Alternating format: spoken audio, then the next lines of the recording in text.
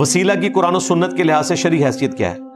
وسیلے کو ہم مانتے ہیں نہیں، وسیلے کے نام پر دھوکہ، ہم نے ویڈیو ریکارڈ کروائی ہے، پچھلے دنوں مفتی اکمل صاحب کو میں نے جواب دیا تھا کہ وسیلے کا کوئی انکاری نہیں ہے، آپ وسیلے کے ذریعے استعانت کرتے ہیں، استمداد کرتے ہیں۔ وسیلہ تو یہ تھا کہ اے اللہ تجھے تیرے نبی کا واسطہ میرا یہ کام کر دے۔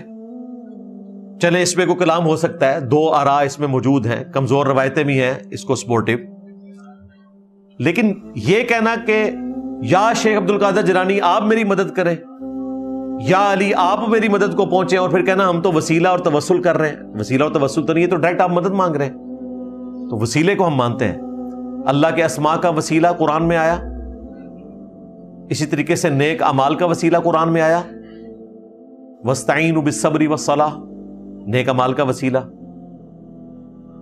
اسی طریقے سے بخاری مسلم میں آیا الوسیلہ جنت میں مقام ہے، جس کے لیے ہم دعا کرتے ہیں نبی الاسلام کے حق میں، رسول اللہ کی شفاعت ہمارے حق میں واجب ہو جائے گی انشاءاللہ تعالی۔